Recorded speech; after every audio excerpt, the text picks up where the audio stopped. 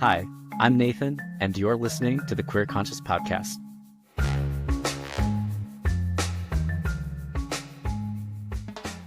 If we're being completely honest, before we even understand the concept of loving somebody, we've probably developed many ways on how to protect ourselves.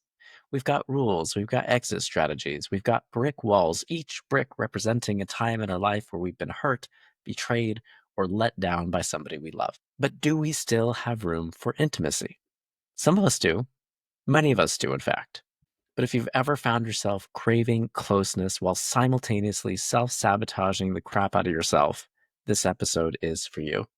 Today, I am joined by the brilliant Whitni Miller, sex educator, pleasure coach, and certified builder of emotional intimacy at BDE Moves. Together, we're talking about what it means to move from protection to connection, and why sometimes keeping those walls up doesn't really keep us safe. It keeps us stuck, lonely, and miserable. So in this conversation, you're going to learn how to build your emotional security bank, how to create structure without making it sound monotonous, and create deeper intimacy with yourself and your partner. So if you're ready to soften your guard and build something real, then I hope you let your walls down just enough to get the most out of this episode. Enjoy. Hi, Whitni. Welcome to the show. Hi, Nathan. How are you doing today? I'm doing great. I'm excited to get in this with you. Yes, me too. So just tell the audience a little bit about who you are and what you do. My name is Whitni, but I run a social media account called BDE Moves. That stands for Big Dick Energy Moves. And basically the premises of that is that Big Dick Energy is direct, assuring, and confident. And that's what I try to instill in my clients. Yeah. How did I not know that's what it stood for? I saw that. I was like, BDE. I'm like, I wonder what it could be. Yes. Everybody asks me about that. They're like, are you spelling bed wrong on purpose? Does that mean body moves? And I was like, no, a friend of mine gave me that name in a compliment circle about 12 years ago. And I changed my Instagram handle on the spot. That's amazing. I love it. Okay. It was gifted to me. I took it. On those social media platforms, I do sex education, but I also take on queer couples and intimacy coaching and a few straight couples here and there, because they need help too. Yeah. See, I tell people I'm hetero friendly just to like help, we got to educate the straights. So yes, we're very helpful to them. We are doing it better. And there's a lot of research that backs it up. No, really, for real. So awesome. Well, today we're talking a little bit about the protection and defensiveness that comes up within couples. And I know this very well personally, but also like within clients and stuff. And I've seen in sessions just the way that it plays out. And so I'm really excited to discuss this with you. But I want to ask you, how would you define protection or defensiveness in a relationship? Oh. How would I define it? That's a really good question. Defensiveness is usually something that comes up as a trigger when one partner has been critical or showed contempt, like roll their eyes or say something with sarcasm, which is another form of protection. So it's usually when couples are protecting themselves against each other instead of connecting, which would be to put vulnerability foot forward instead of the defensive shield. And that's hard to do. Yeah. It's a very common practice, I feel. Yeah, but like, how do you see this dynamic play out with couples? I just see in clients where I see defensiveness coming up, I see them telling the other partner who they are instead of asking them about their thoughts. So they'll be like, you're so lazy, or, to the far end of that, like, you're stupid, and that's just defamating this person's character, usually because of an event. So it's not who that person is, it's something that they did. But instead, we're like telling them because of this incident, that changes who you are fundamentally. Yes. Oh my gosh. Yes. And so it's like the defensiveness almost comes out as criticisms at times, right? And so the criticizing that person and who they are, and it's like, what do you think a person's going to do in response to that? They're going to protect themselves. Exactly. Yes. And then in response to that defensiveness, then what do you see play out usually? In response to defensiveness, sometimes I'll see stonewalling. So some person can just shut down. Like, okay, well, I'm just going to shut down because that protected me as a child. Most of the time what we do is we just revert back to what made us feel safe as a child, but that usually won't connect you as an adult because most of us have childhoods that we need therapy for. Um, I yeah, love the way that you said that. We have yeah. childhoods we need therapy for. We do. We really Most of do. us do. Either we were loved too much, and you got enmeshment and your boundaries weren't respected, like your mom just like comes into your room and doesn't even knock, or you weren't loved enough and there's like neglect there, things like that, all of Yeah. that. Mm-hmm. Yeah. So the stonewalling, I mean, Mm-hmm. personally, if I get criticized, I'll bite back. I'm like, oh, hell no, you did Oh, not just, yes. Yeah. disrespect me. And yeah. And how So, sharp, like, how sharp is your tongue, when you bite back? Like, oh yeah. No, so I gotta really like, tone down my inner Latino energy and just be like, no, it's okay. It's fine. mm, They didn't mean oh, that yeah. about you. So Hmm. Oh, yeah, gosh. so this go ahead. Yeah. Yeah. So you're talking about the emotional regulation, the pause. So you're taking a pause. Oh yeah. Well, I try. I try and be very zen during arguments and bring myself down to that state. And if I can't, I'm like, I cannot talk to you about this right now. This is not happening. We need to talk Beautiful. another time. I need to go on a walk to the gym, yoga, wherever. But yeah. Yes. That's a So beautiful piece of it is understanding that you need a break because I'm not um, going to be nice to you, right? no, yeah, no patience, no energy to do that. Yeah. So like this idea of defensiveness, like it comes up so often, and I think Gottman Institute defines it as one of the four horsemen of the apocalypse and getting into that protection state. Hmm. Like, why do you think that is so detrimental to relationships? Because it goes back to that. It's communicating.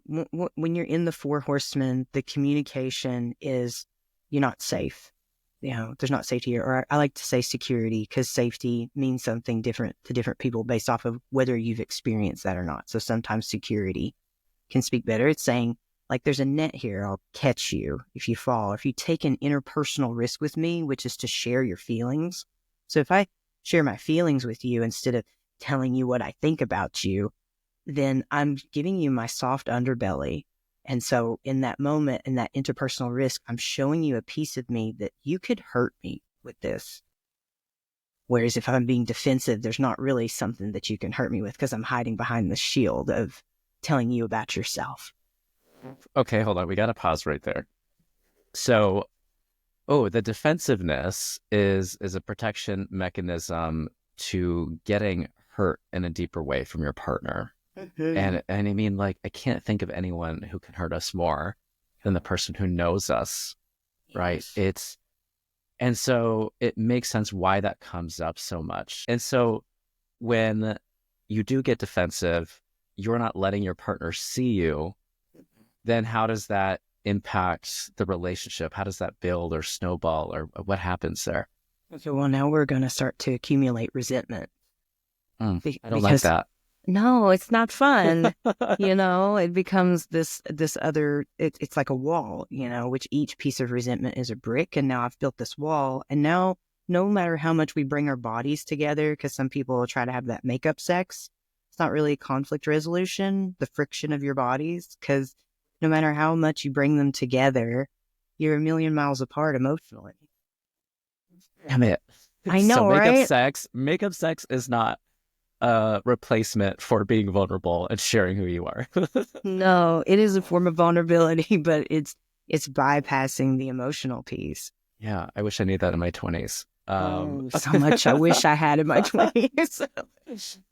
But so, I mean, that makes perfect sense though. If you're continuing to like rob your partner of who you are and you kind of get into that stonewalling or continue to put that wall up with defensiveness or criticism, it's like you're not there in that relationship anymore. And yeah, I could see how that resentment just continues to build up. Sure. Well, we're kind of just staying in the wading pool. We're keeping it safe. Like, oh, I don't have to know how to swim to be in 2 feet of water. It's okay. The waiting pool. Hold on, say more about this. It's like what I notice is a defensiveness, contempt, stonewalling, and criticism. They pick up more as the relationship progresses because there's an accumulation of vulnerability. So once the vulnerability kicks up, as the relationship is going longer and longer, let's say we're into like the first 2 years is a nice happy period usually. once we cross over into about like that 3 years to like that first 3 to 10 year gap, that's when you really see if somebody is willing to open up emotionally or if it's just completely dysregulating them. Because now it's like, you have all this information about me. You know me. Are you going to use that against me? Or are you going to use that as a way to feel closer to me? And do I feel secure enough in that? Because sometimes we can see a lot of self-sabotage in relationships once they pass into that time period. Because Yeah. it's like, oh, for it to stay exciting, I have to keep peeling off these layers and I'm raw under here. Oof. Okay. So it's like the more that you get to know someone, the longer you're in this relationship, it almost increases the stakes of just how much you can get hurt. Absolutely.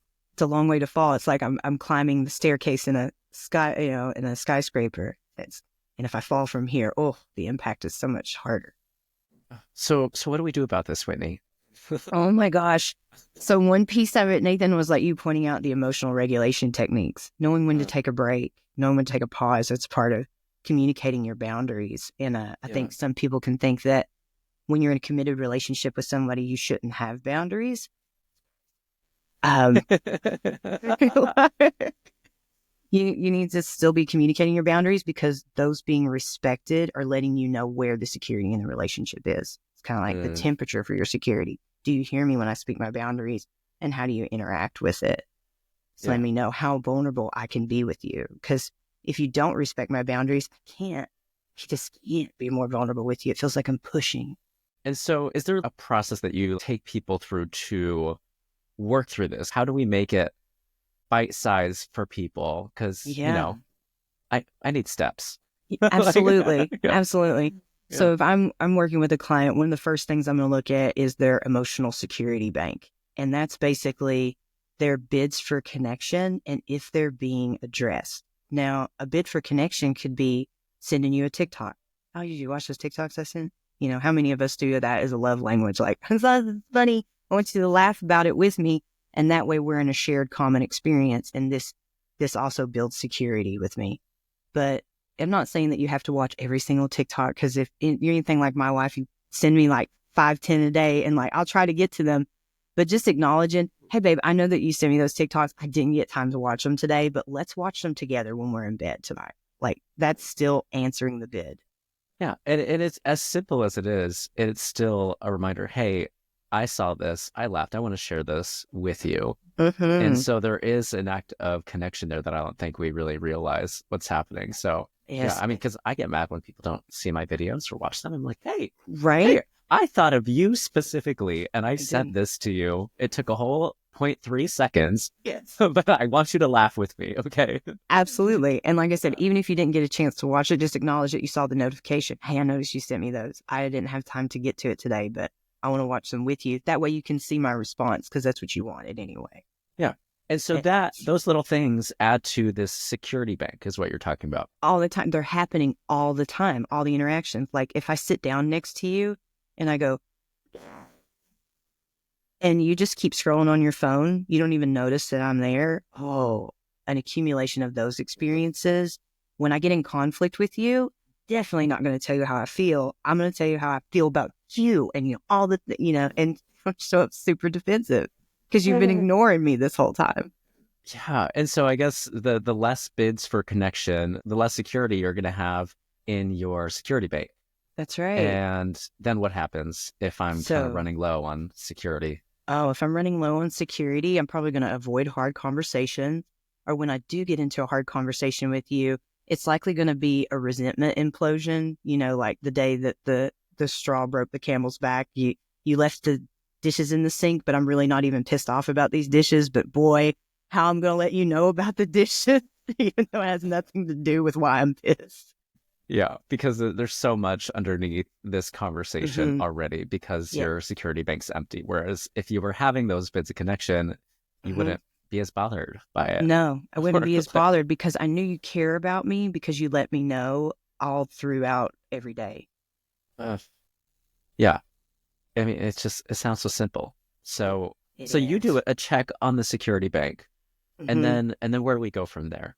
So I do check on the security bank by giving my clients the first week a 7-day connection bids for connection planner. So each day it gives them a different perspective of awareness of noticing if the bids are happening, because you're not going to catch all of them. There's no 100% bid for connection watch. Successful couples will meet with 83% of the bids. And so that keeps an emotional security bank at a level where conflict is easier to resolve, because I'm not taking the dishes in the sink as a complete dismissal of me. It's just like, then I can give the benefit of the doubt to you. Oh, they must have been tired, you know, instead of just flying into, oh, this is just one more way that they think that I'm their maid and that I should be doing this, because you're not paying in other parts of the relationship. So we'll go through that. Once that is intact, then I can go into healthy conflict resolution. Now they're open to ideas of meeting conflict in different ways, because they can see my partner actually does care about me. We just don't have tools for this, because how many healthy relationships have you witnessed in your life? Healthy. Mm. Yeah. Mm. I can think of a handful. Okay. Under, Yeah. yeah, maybe less than 10. Yeah. Yeah. So we don't have a lot that we see to mimic. So like going through the bids for connection and that being the first piece, it's easier to take people through the, the reality of the situation is like, hey, you probably had a childhood that didn't give you a healthy relationship to witness and therefore mimic.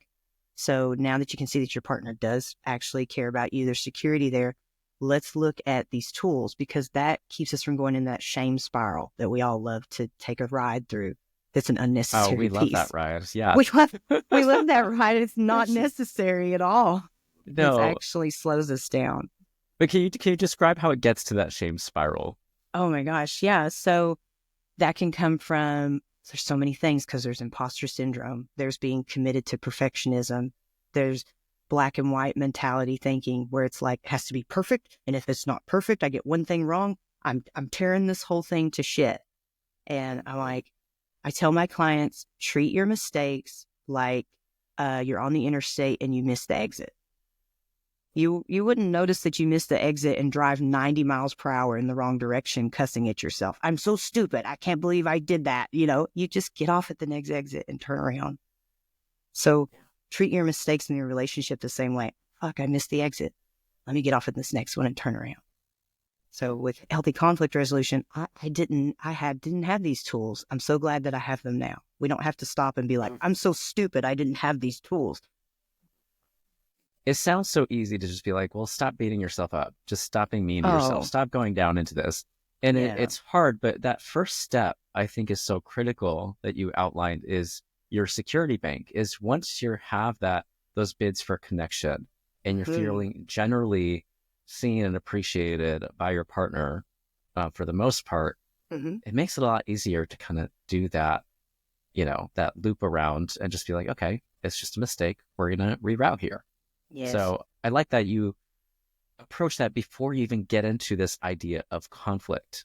And that Yes. conflict now sounds a lot easier to deal with. Yeah. I need a safety net if I'm going to learn how to fly on the trapeze.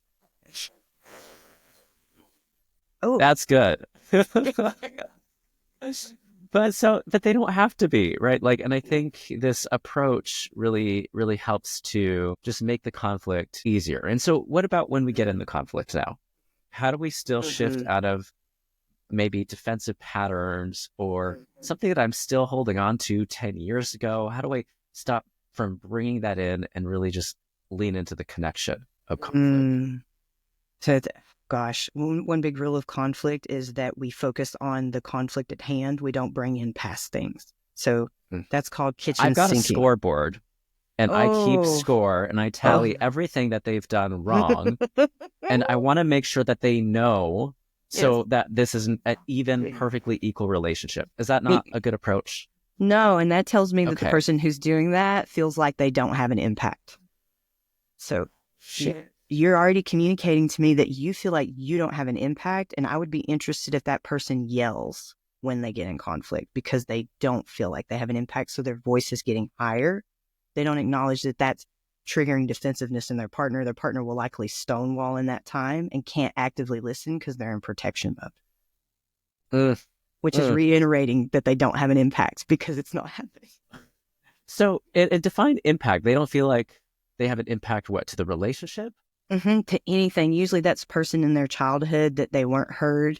So that's the pattern. It's like repeating in the adult relationships is like, I didn't have an impact as a child. So whether it was like neglect or something similar to that, it'll show up in adulthood and like, I'm going to scream, I'm going to yell, but they don't think that that's doing anything because it didn't do anything as a child either. Wow. And so it's not good to bring that big bag of all the evidence and all the things from past arguments is going to serve the conflict at hand. No. And that's again why I start with the bids for connection. So you can see you do have an impact on your partner.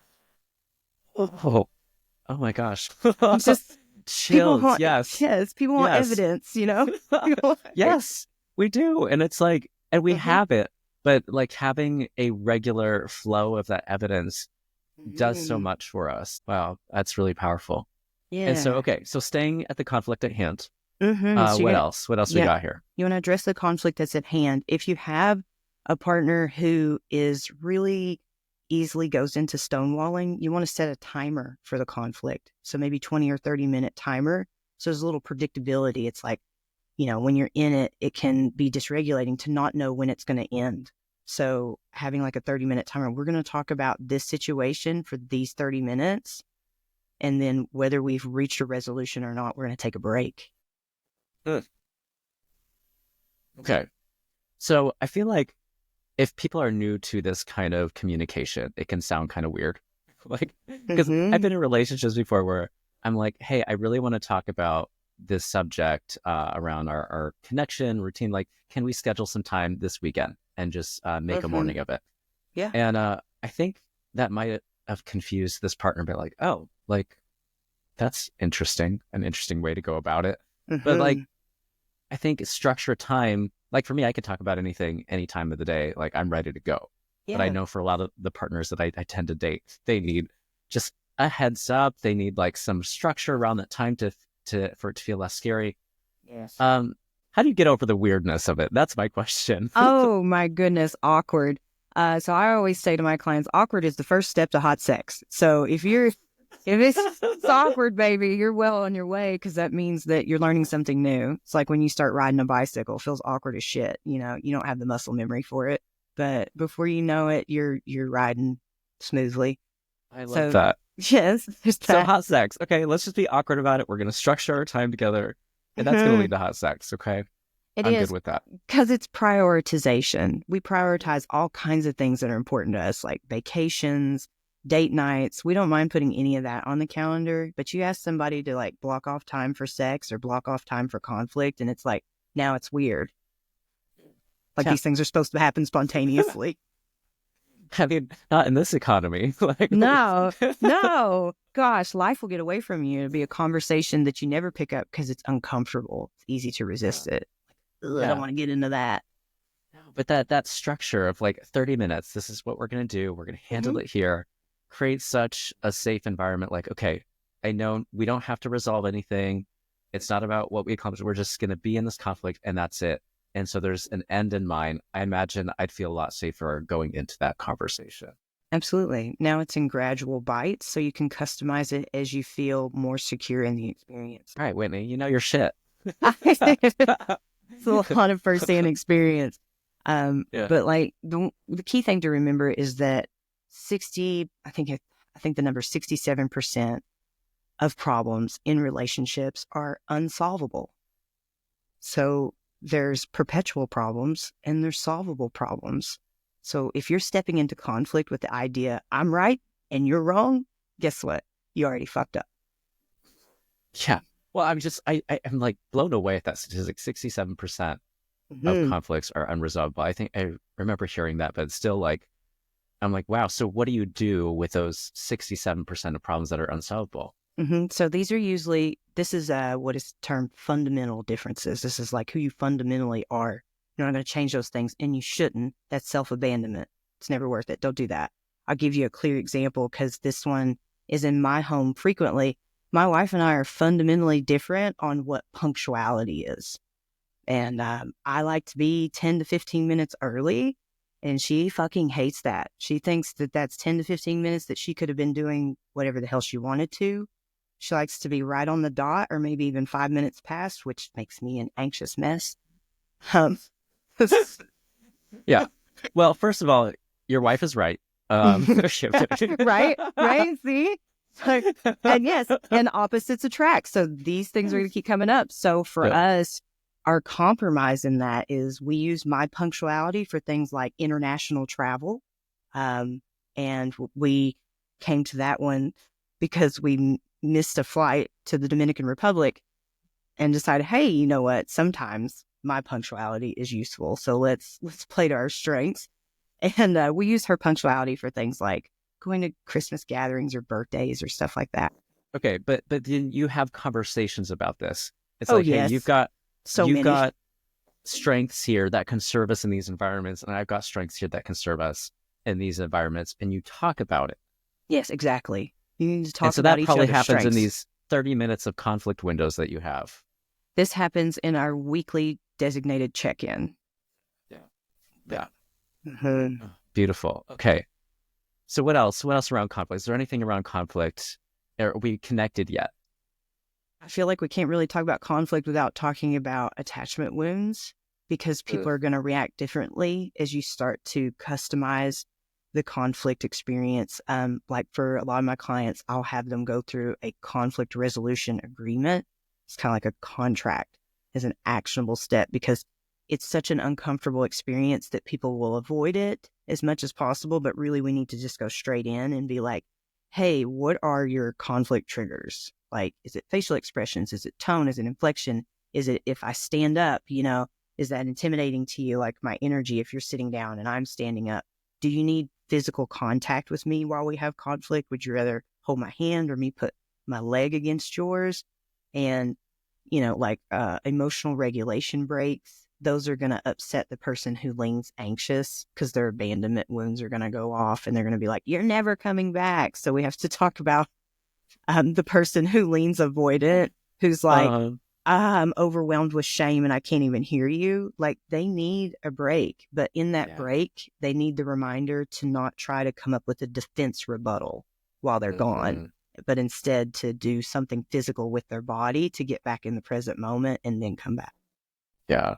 Oh my gosh. And then when that person needs to take a break, the Mm-hmm. more anxious person also needs the reminder of like, hey, they need the Mm-hmm. space. It's That's right. okay. You can self-soothe. Yes. So, There's a timer and it's going to go off and they have to come back. Because I'll hear a lot of times they'll be like, how long should the break be? And adrenaline only takes 20 minutes to metabolize. So when somebody's like, I need 2 days, that's a defense rebuttal that you're sitting with.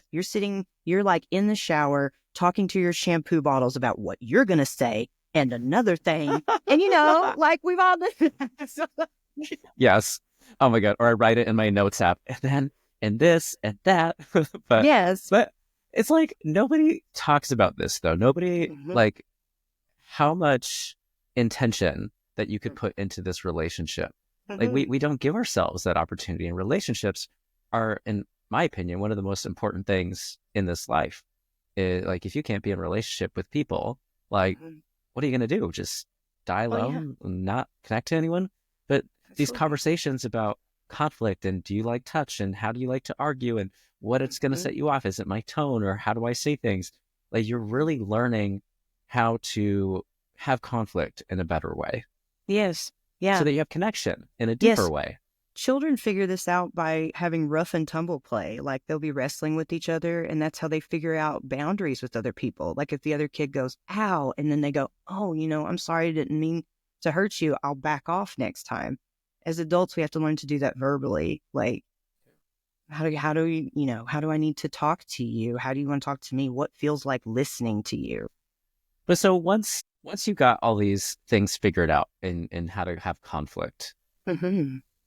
are we there? Have we arrived at the place where we're Mm. generally connecting more than protecting? Or is there something else we need to keep doing to maintain this? I mean, I want to say yes. And also want to mention that it's a fluctuating state. Like, you're on a ride with this person because they're not going to be the same person 10 years from now. So we're going to have to keep going back these conversations. That's why I mentioned the designated weekly check-in with my wife. I'm acknowledging that every week that goes by, she's having experiences, she's changing and she's growing, and so am I. And so our needs and wants and what equates to satisfaction and connection may be fluctuating and changing. So you got to be ready. And so just recognizing that you're going to deal with a different person every day.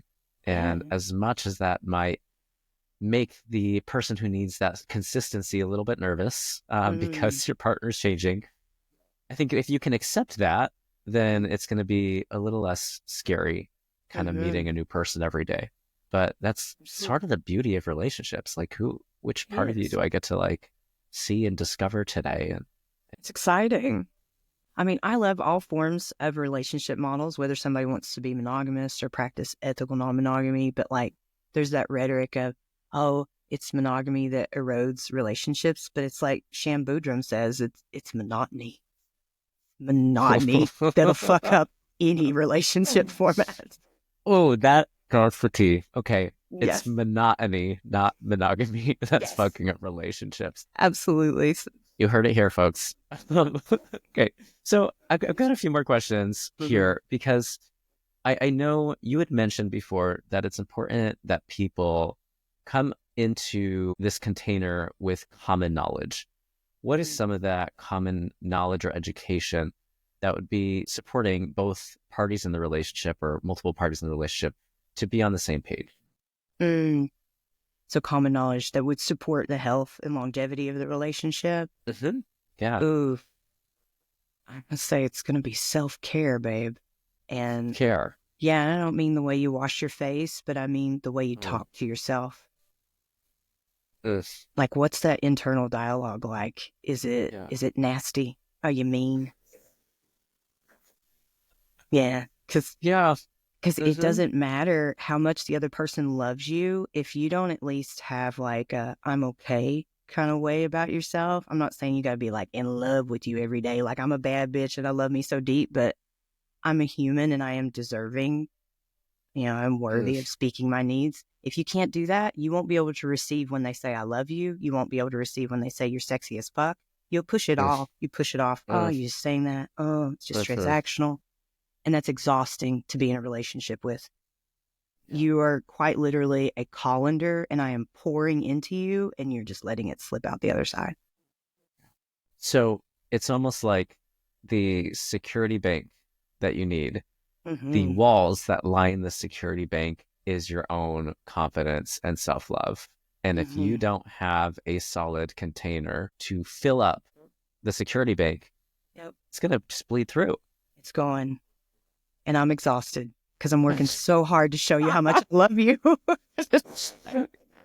Yeah, I see this one a lot with couples and partnerships, Yeah. and So one common. person is trying so hard to be like, I love you, I'm here for you, I'm doing this and that. And it's Yeah. like nothing is Mm-hmm. convincing you Mm-mm. or able to support you in you receiving that love. So what do you tell that person who is having a hard time believing what their partner is doing and showing to them? Mm-hmm. So sometimes it can be as simple as putting in a gratitude practice. So I'll have them for a few weeks every night when they get into bed, nice and cozy, sit face Mhm. to face with each other and express 2 to 3 things that they're grateful for about their partner each day. And at first you might roll your eyes or try to push it away, but like staying in the practice, it usually helps to soften it. I think about it as massaging scar tissue because if we have a Ugh. wound, it's going to be tight. So we Yeah. can massage it and like let it Yeah. soften in its time. We don't have to try Yeah. to poke. Yes. So if I'm the one that is having trouble receiving those and my Mm-hmm. partner is to write those two things in the gratitude and I get to see those every day, Mm-hmm. that's really to help heal that scar tissue of not believing that. Mm-hmm. Is And that then right? you're exchanging it. So it's that mutual exchange. It's seeing Oh, that it's like both of you doing it to each both of other. it. Oh, Yes. okay, that's better. I like that. Mm-hmm. Yes. No, we can't. can't just pour one way, especially Good. to somebody who has a struggle receiving in the first place. There needs to be that giving because that gives them purpose. They feel all this purpose in giving. They'll just Mm. show up to the relationship ready to abandon everything, including self, in the honor of love. And it's showing them that like if you can't receive, then there's a big piece missing.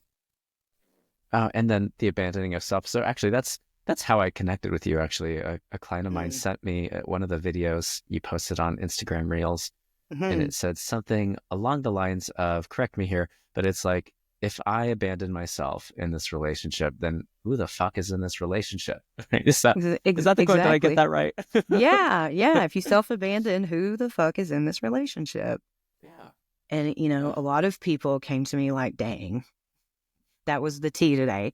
But you think about it for a minute and you start to see that you've created a fantasy person that you think you need to be in order to be close to them. So when they say, I love you, you inside, you're like, I'm lying to you and you don't love me. You love this hologram that I've created. So you can't mm, ever feel it because it's never at you. It's at this fantasy that you've created. But you created that situation. yeah. Oh. And so if I'm someone who is living in this hologram and just trying to please my partner, hustle for my worth in this relationship, and it's just I'm not able to like truly feel good about myself, then outside of that gratitude practice, what are some things I could do on my own to Mm-hmm. really build that up? Absolutely. Now I'm going to pull back from my yoga days where you do a mirror practice, and you sometimes it can be hard to look at yourself in the mirror if your internal self talk is nasty. So I would challenge you to find a body part that you like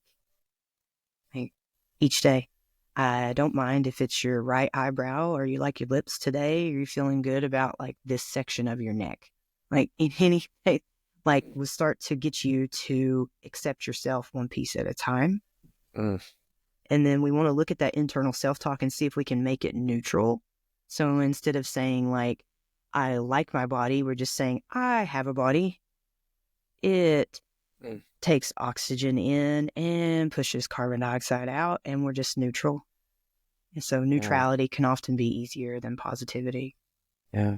No, I love that. It actually reminds me of a Alan Watts quote, and I think it says something along the lines of, "If you're finding it hard to love, find that which is easy to love. Look at the blade of grass and let that expand from there, maybe to the trees, to the birds, to nature, and let that expand." And it's like you're doing Mm-hmm. something similar with the body. And so you look at your body and it's, what is it that I can love here?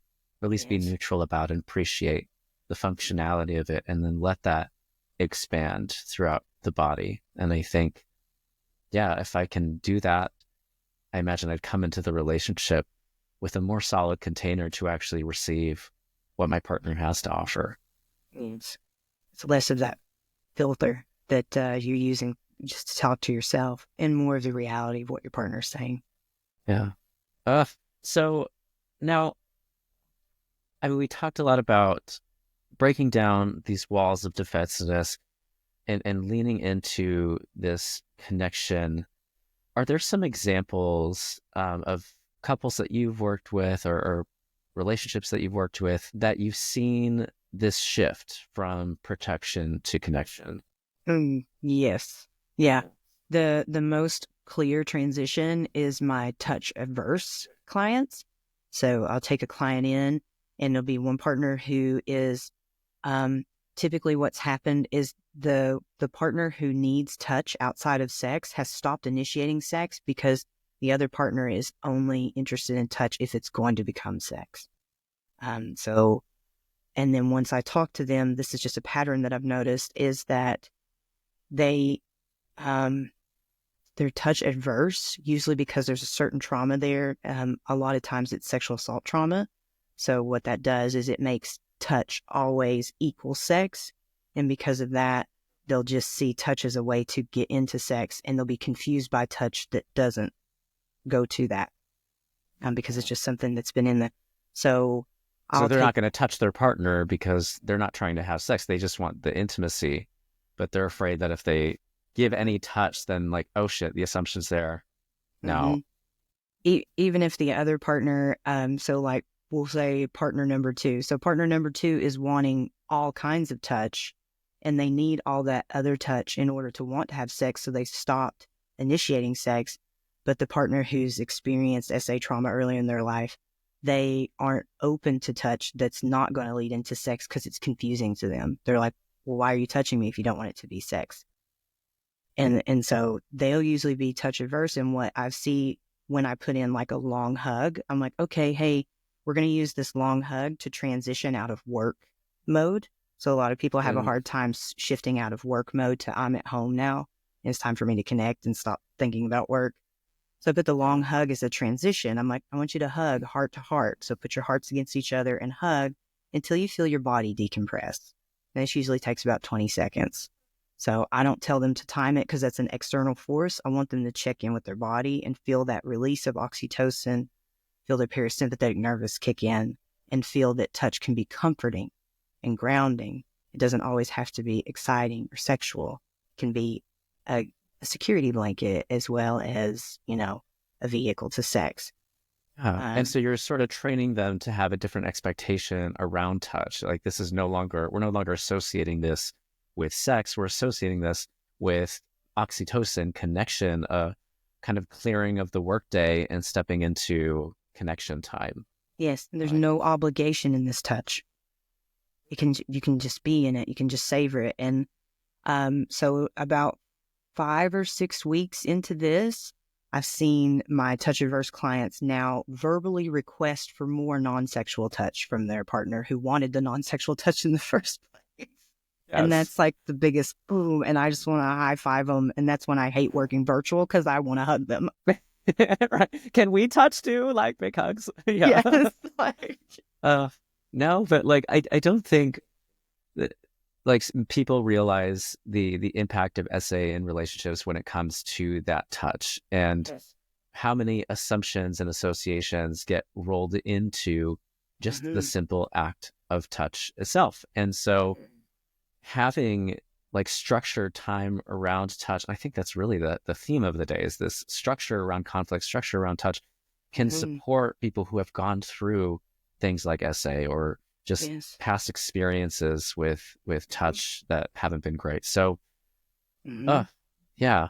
Oh my gosh, just being queer in itself is this othering, that we already know that we're not a part of that consensus, like that heteronormative consensus out there. And so when we get in relationships with each other, this structure adds those security blankets for us that are like, as we're figuring it out, because we're already mapping all this stuff out on our own. Gosh, I don't know how many late in life lesbians that I talk to who are trying to drop the programming of like staircase sex or the relationship escalator and all these things that are conformity. And I'm like, queer means to divert from the norm, babe. And I know that it's scary to be like, you're on your own and you can make this whatever you want, but like, you really can. Yeah.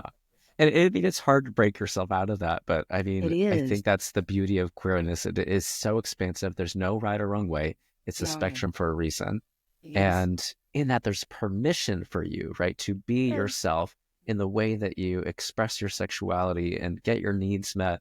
And that's what I love about it. But it's scary because it is so expansive, right? Yes. Because now I have to trust myself. Like, oh gosh, Yes. like you're Yes. freaking me out.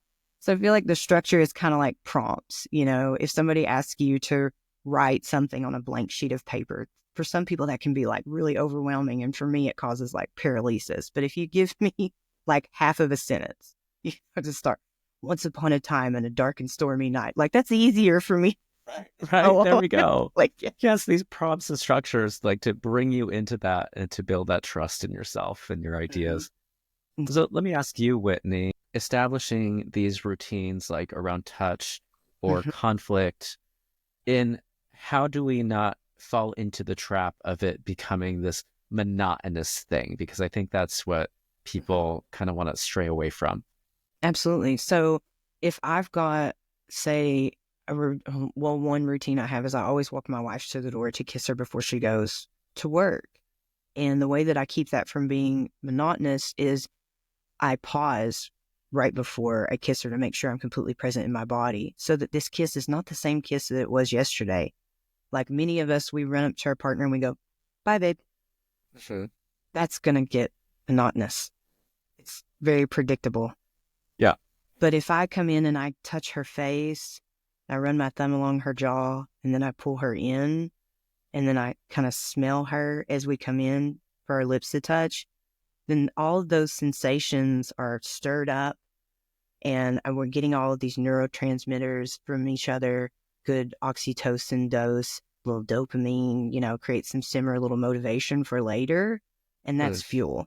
So that feels Yeah. different. So Okay. usually it's going to get monotonous because you're rushing. So just because the structure is the same doesn't mean the content within the structure has to be the same over and over again. In fact, it should be Exactly. different. It should Yeah. be. So if Uh, I'm having a weekly check-in, we're not going to sit down and talk about the same thing that we talked about last week. Even if I ask the same questions, like, hey, babe, what kind of sex are you craving lately? Like, sometimes she wants to be cherished, wants to be soft, and sometimes she wants it overpowering with a little kink in it. She's like, I'm missing bondage. Could you tie me up this weekend? Absolutely. And it's like, if we just would have started making out and having sex, I don't know what energy she's craving, or to share what kind of energy I'm craving, which keeps the conversation different. And conflict is the same. Hopefully, we're not coming back to the same conflict over and over and over again. yeah. Well, if Because that 67% of it is unresolved, we might. it is, but But the yeah. resolution is that you understand each other and then you play to your strengths and your compromise. Yeah.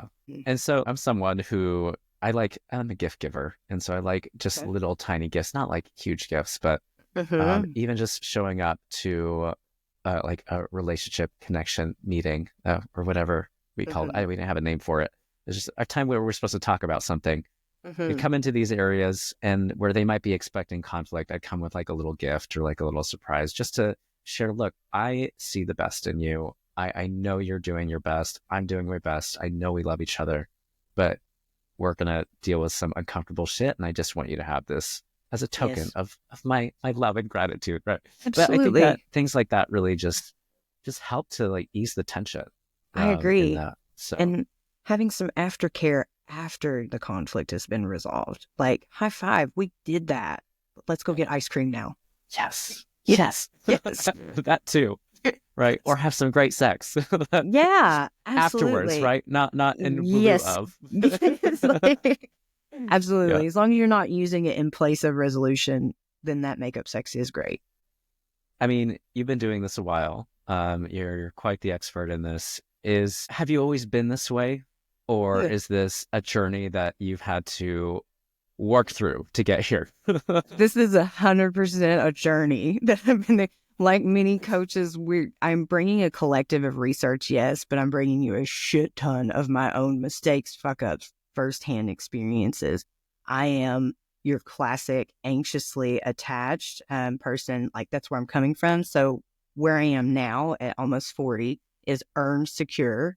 And this comes with like years of workshops and immersion practices. I went into like a 2-year yoga immersion thing where it was just like completely immersed with this community where we cried on each other and looked at our shadows, and they had us do crazy shit like take different colored markers and make a family tree. And I was like, why are the colors different? And it's like, oh, you're going to include your family's wounds by color code. And I was like, oh my I God. love So shit like this. I really do.